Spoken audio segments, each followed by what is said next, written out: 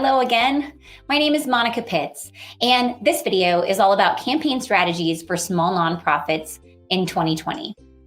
Now, at the end of the giving season last year, I asked my nonprofit audience, what can I teach you? What do I need to talk about this year to help you do a better job next year with your year-end giving?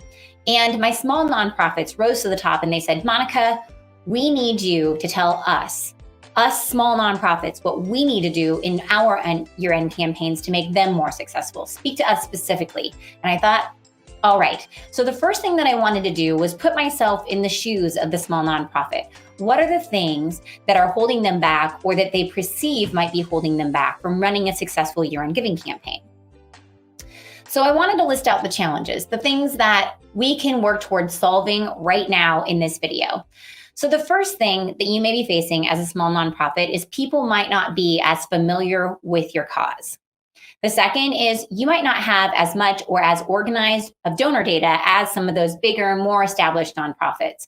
You might not have as many people to ask help you run your campaign, and your fundraising processes are likely far less formalized. Here's the thing though, in this video, we're gonna talk through five different things that we can do to help address these challenges. So that way you can use this year's year-end giving campaign to set you up for years and years of successes in the future. So let's chip away at those challenges little by little, starting right now. The first thing that I wanna share with you, my friends, is that this is the best year of any year you've probably ever seen for giving to small local organizations just like your own.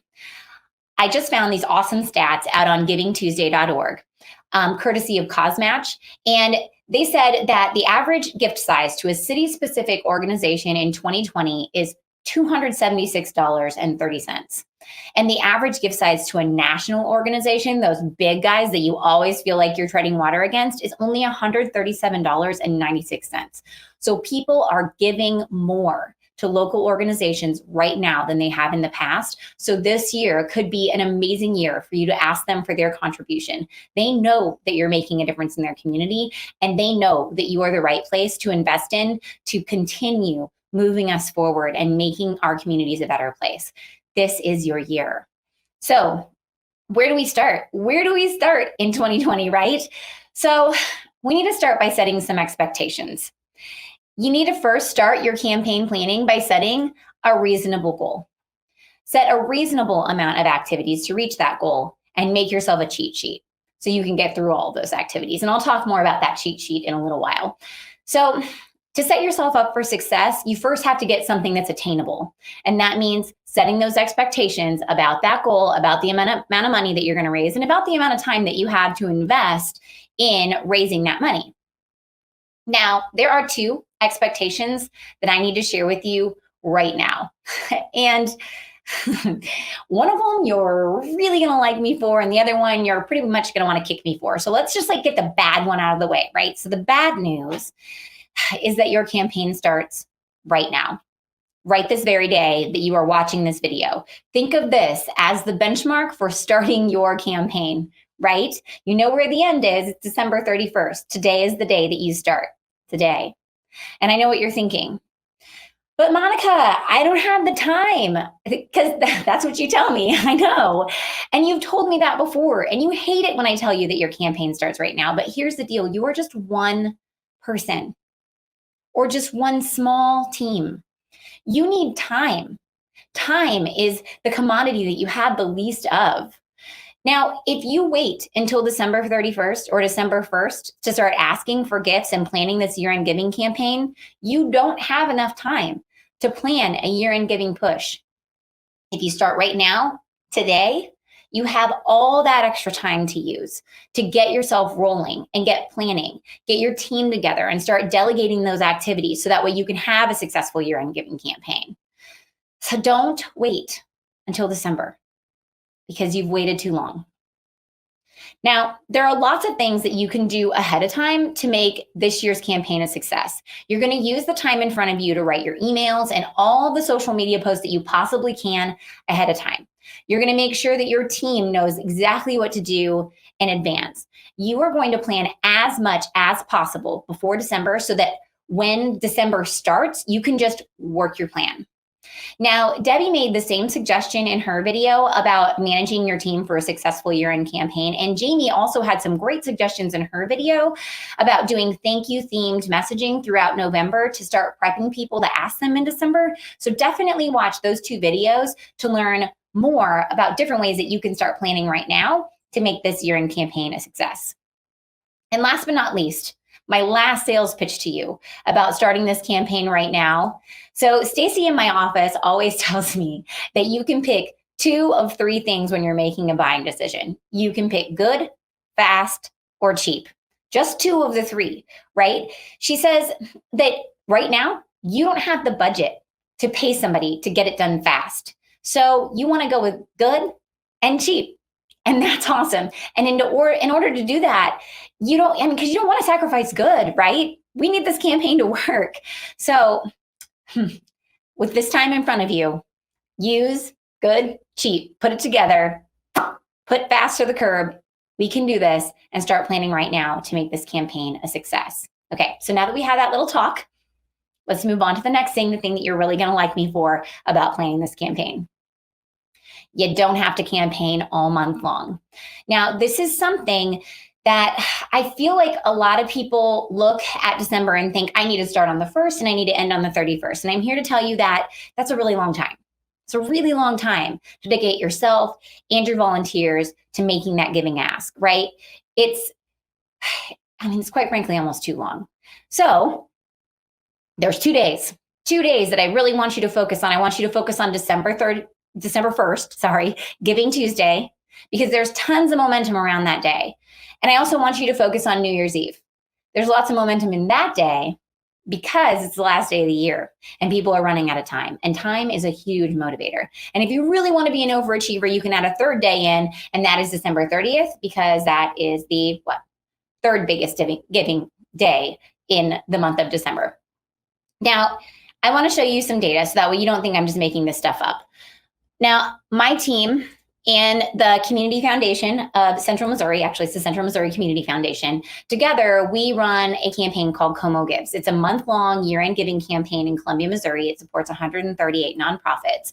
Now, the Central Missouri Community Foundation manages the campaign participants and the sponsors and the financing, and my company, May Create, has adopted the campaign, and we provide the training for the participants, like the training that you're sitting in right now, and we market the campaign itself throughout the year. We also help with the website.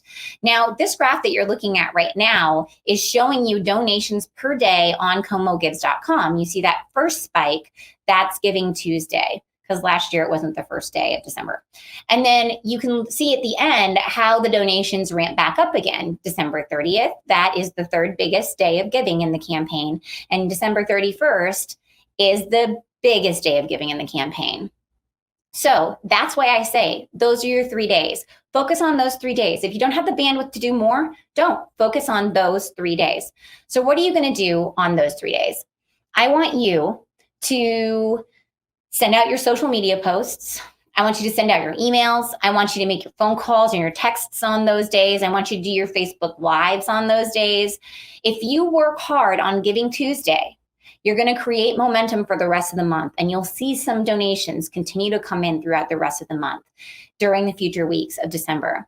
And then when you work hard at the end, you're going to have some great conversions because people react super well to deadlines, really, really well on deadline. So when you say it's the last day to give, they are much more likely to give because it gives them a reason why they have to do it right now, right this minute. So now what? I've set those 2 expectations for you, right? Your campaign starts now because the planning starts now, and you don't have to do it all month long. So what do we need to do next? The next step is you're going to take inventory. That's step number 3. So what do you have that you can use right now? Now, the trick to marketing on a budget is looking at the things you already have before you buy more. So back in the day, I worked in retail. I worked at Lowe's, and I called myself a MRP, MRP. merchandise retrieval personnel. So what they did with me is I walked in between the shelves and there was a person who pushed a cart next to me and I picked up all the merchandise that dropped off the shelves and sat in between the displays and I pushed it out into the shopping cart. So I gave them back something that they already had that allowed them to sell it again because people can't buy the merchandise when it's just like hanging out in between the shelves, right? So they had me, they had merchandise, they used these two things to be able to make more money, right? So, what are some marketing assets that you have that you don't need to buy right now that you can use to promote your year end campaign? Because I know that you think, okay, so I want to do this all online, right? Because everything needs to be online right now because we can't do it face to face. But the thing is, you have to start where you are. You have to start with what you have. Over on mayecreate.com, I have a free download for you. It's called Marketing Asset Discovery Guide. So it lists out all kinds of different marketing assets that you might have at your disposal in your organization that you can use to promote your campaign. You have things like employees, you might have a printer, you have staff, volunteers. You might have paper, you could have stamps, all kinds of things. So think about what you have that you can use before you feel like you have to develop something else. If you don't have a Facebook following and all you have are phone numbers, then this year you're going to make lots of phone calls and you're going to ask people on the phone for their email address and you're going to ask them to follow you on Facebook so you can build those other two assets to use next year. But this year, we're going to focus on what we've got. We're going to focus on making those phone calls if all we have is phone numbers. Does that make sense? You're going to take inventory of what you have. So who can you work with to put on your team? Because you're you, right? You're it. And so you need more people to help you. Do you have volunteers or family or friends, kids? Kids? Yeah, I totally use my kids to help me promote the year-end giving campaign in our community. I send them to their father's work and have them distribute all the year-end like printed giving guides that we have to give to all of these people that their dad works with, because there's thousands of people there and they could all give to our local nonprofits, right? So also your board is another like asset that you have at your disposal. So think about then, what are these people willing to contribute? Are they willing to do a peer-to-peer fundraiser for you? Would they be willing to just donate their time, their contacts? They could give you a list of emails that you could email or a list of phone numbers you could call. Do they have talents that you could utilize? Maybe they could do a cooking class for a donation, or there's the sky's the limit, right? So maybe they can help you plan. Maybe they're experts at planning. Maybe they're great at managing teams. Maybe they have tons of marketing expertise and they really want to help out that way. Or maybe they just want to make a donation for you. So think through those team members that you have and then think through how are they willing to contribute to make this campaign a success. And then you're going to ask them to do the things that you think that they're going to be good at. And then you'll keep the items that you're good at for yourself to take care of, because you are going to start building your plan with your strengths and the strengths of your team, with those assets that you already have. Those things together, they equal your plan. Okay? You can do this using what you already have. I promise. All right. So what's the fourth thing? After we take inventory, then we're going to craft your story.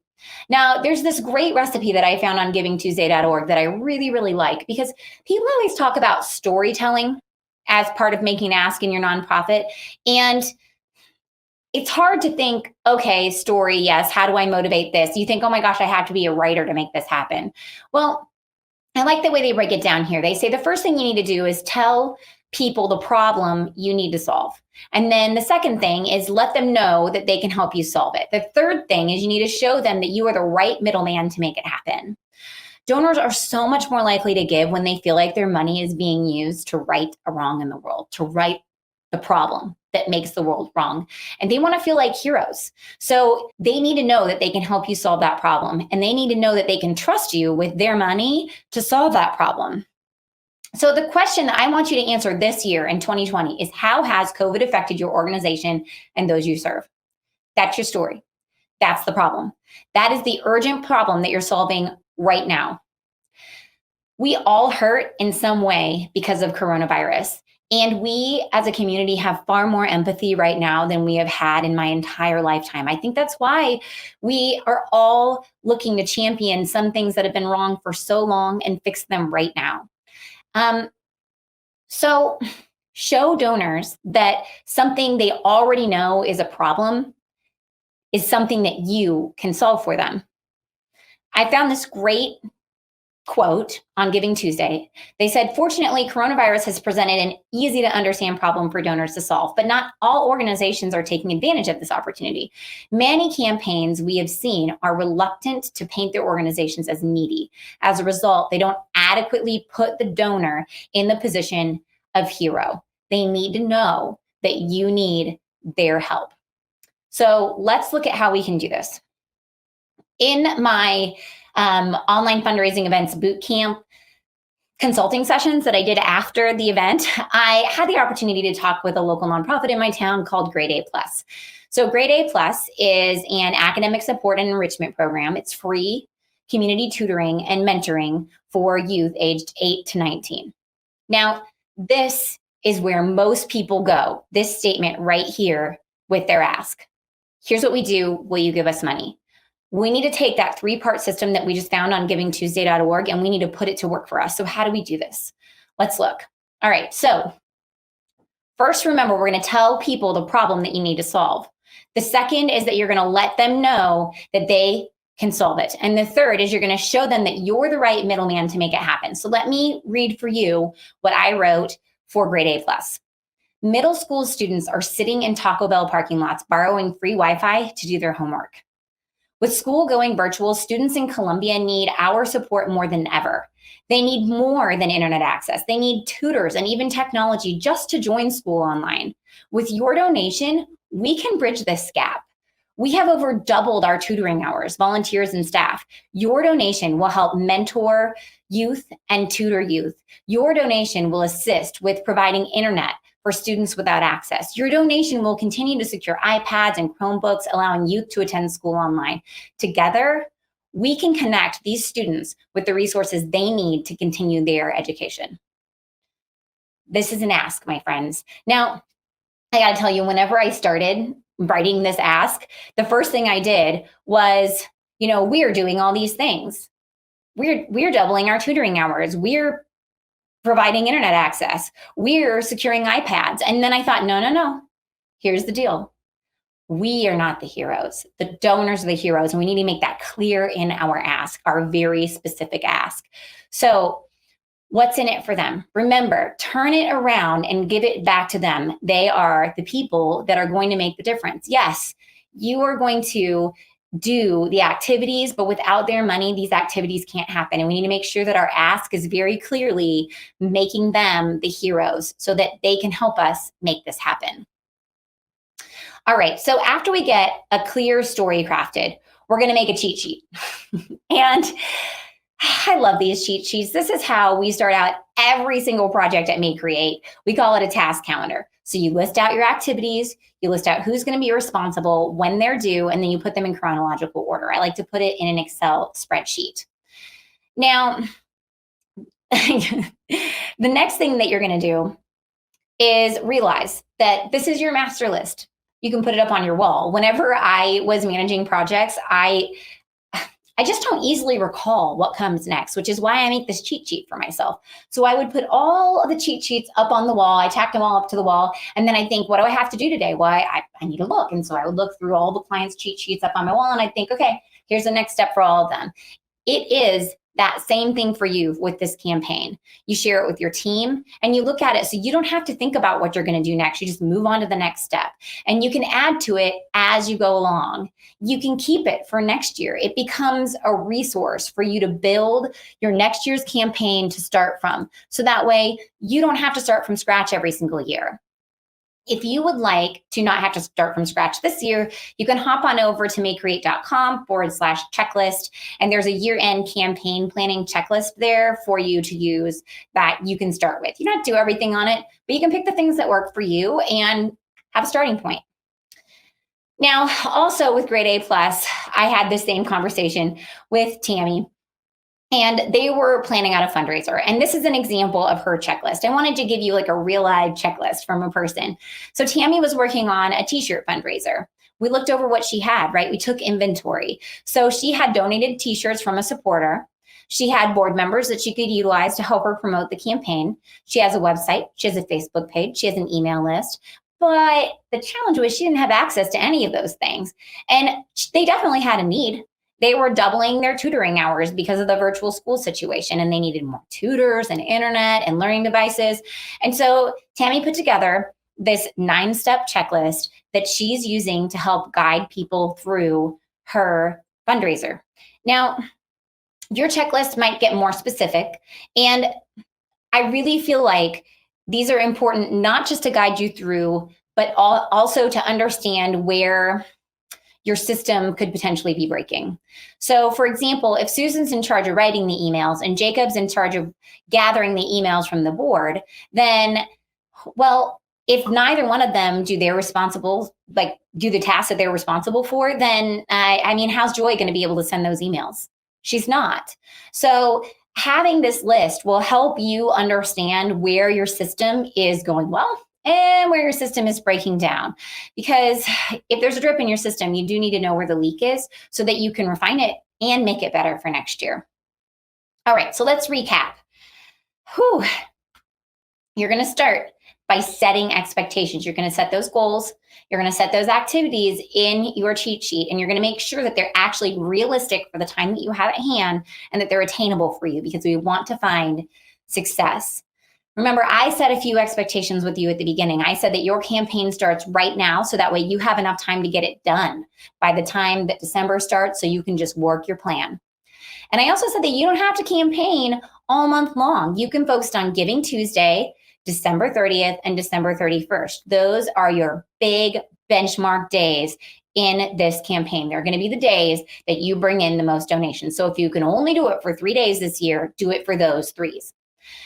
You're going to take inventory. Remember, you're going to look at the stuff that you've got. What are the things that you can use to market your campaign, be it leftover brochures or t-shirts or an email list? What are the things that you have that you can use to market this year?